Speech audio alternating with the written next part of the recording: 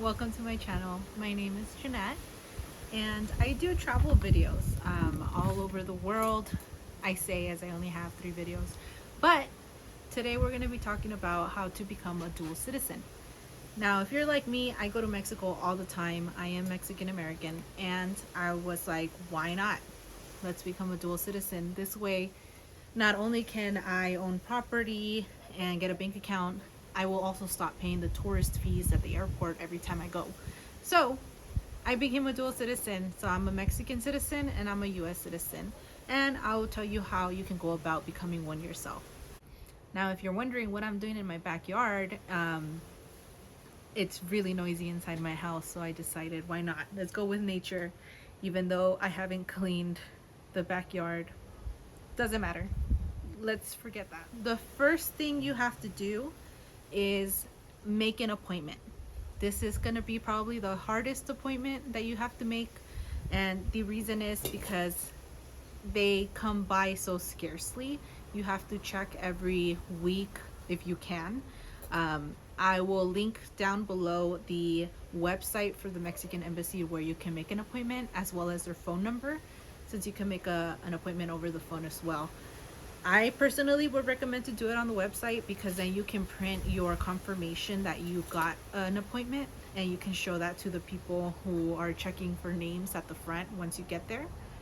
Now, on the website, you can change the language to English if you need to, but when you go to your appointment, it will be in Spanish. So brush up on your Spanish. When you're making your appointment, you have to make it under Registro Civil. If you make it under anything else, they will not accept you. They will turn you away. So Registro Civil has to be Registro Civil. Once you make your appointment, I'll put the link down below of what you need. So from that link, for my family situation, I will go over all the documents that I needed to become a dual citizen. And we'll go over that in just a little bit. But first, make sure you take 2 black ink pens. The reason I say 2 is just in case one runs out, you have that spare. If you don't take a black ink pen, they will not give one to you. You can buy one. Sometimes there's people outside selling pens, you know, the dollar store pens, but they'll sell it to you for $5. So bring a black pen. Unless you're cool with spending $5, power to you.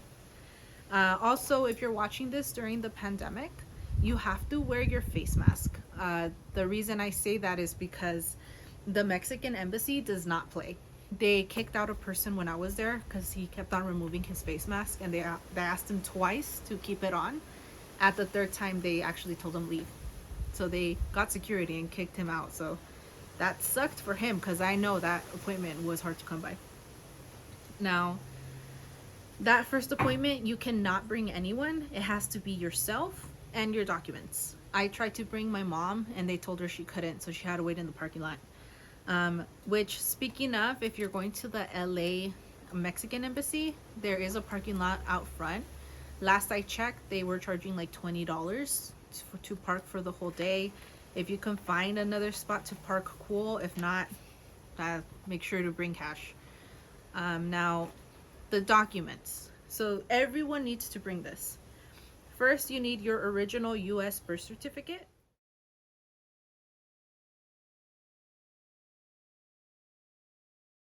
And you need your valid, non-expired ID.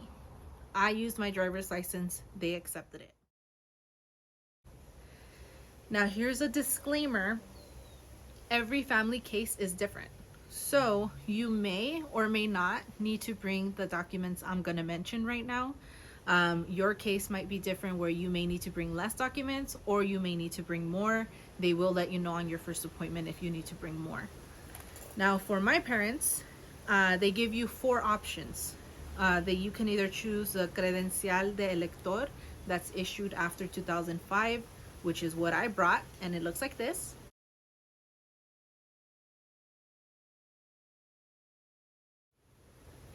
Or you can bring a non-expired Mexican passport.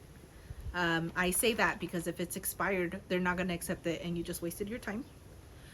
or a declaración de nacionalidad mexicana, or a tarjeta de naturalización mexicana. So you have those 4 options, bring one. I recommend to bring the Credencial de Elector because you also have to bring a valid Mexican ID for your parents, and that Credencial de Elector counts as a Mexican ID, so it's 2 birds, 1 stone. You also need, if your parents are US citizens, you also need to bring the certificate of naturalización, which looks like this.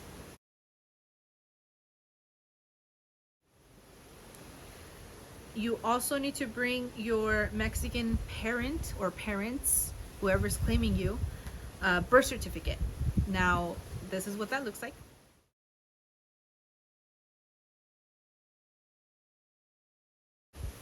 You need the original. This is the only document that they will accept a copy of if you buy it from the Mexican government, which I'll link down below. If you can't find it, buy it. This is the only copy they accept because it's a certified copy bought from the government website. And if your mother changed her last name when she got married, you need to bring that Mexican marriage certificate, because that says that what her maiden name was and what she changed it to. That is required, again, if your mom changed her last name.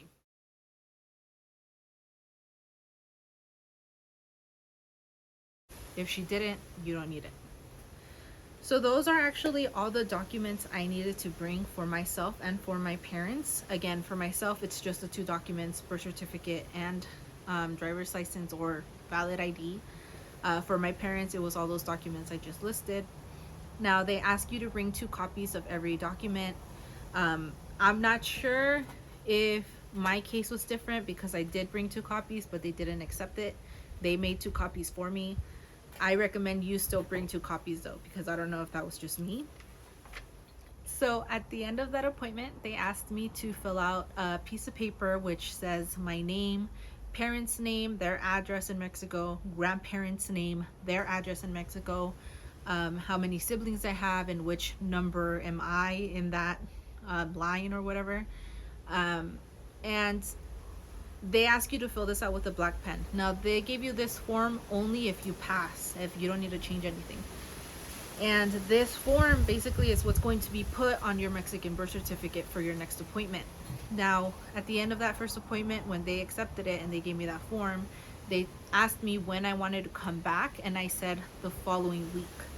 So they gave me a green piece of paper. They told me, bring this back with you next week, and bring your parents or the person who's registering you. In this case, it was both of my parents claiming that I was their child. And so the next appointment, which is the following week, I brought both of my parents. They told me to bring all the documents that I had just told you, bring it back again. And they told me to bring a black pen. Now, they said that the second appointment would take about 3 hours. She was not kidding. It took about 3 hours and a half almost. Now, the reason why this is because the first hour and a half, it has to do with the Mexican embassy getting that form that I filled out earlier, the first appointment, showing it to my parents, making sure everything was correct, and then just kept going back and forth. She kept printing out a new form when we made a change. Then she made us review it again. She printed out another form, said double check it. We double, tripled, quadrupled check it. Took an hour and a half just to do those reviews. Even though 10 minutes in, we were like, yeah, this is correct. They didn't really accepted it. They were like, you have to take an hour to make sure these are correct, because once we print out your Mexican birth certificate, that's it. You can't make any more changes. And so that was a little daunting, because it's like, oh, is my name really spelled that way? You know, after a while, it kind of psychs you out. But that's just me. It did take an hour and a half before they accepted our, yes, this is correct. And after that hour and a half, we sat out in the waiting room, just waiting for about another hour, just waiting in the waiting room, because the Mexican embassy here was contacting Mexican government and putting my Mexican birth certificate form that we reviewed into the Mexican government database. So they were just going back and forth to submit and review data on their own. And then once that hour was up, they had us review it one last time. And when we said, yes, this is correct, 30 minutes later, they had said, okay, congratulations, you're a dual citizen. You are a Mexican citizen now. And oh my God, I could tell you I almost cried. This process is completely free, by the way. All you need to do is dedicate your time to it. You would be picking up your birth certificate another day. Most likely a Friday is when they give out birth certificates. If you want a copy, it's $16. If you don't, then everything else is completely free. It took me a long time for that first appointment because the initial appointment I had was a year ago, and I had to fix my dad's birth certificate, and that took a long time. And then finally I got my first appointment again, and then the second week I was a dual citizen. So it was so relieving for me, and I hope you guys can do it too.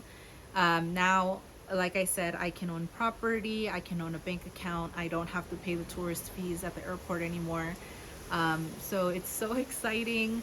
I'm gonna go to Mexico soon, and I'm gonna open my bank account. I'm also gonna get my Credencial de Elector in Mexico because, again, it's hard to get an appointment here in the embassy in the US. So yeah, I will most likely make a video on that, how I get my credencial and how I open a bank account if you guys want me to. I wish you good luck. Leave me a like, subscribe if you found all this information helpful. And yeah, I tried my best. I hope you guys have a great day, and good luck on your journey to become a dual citizen.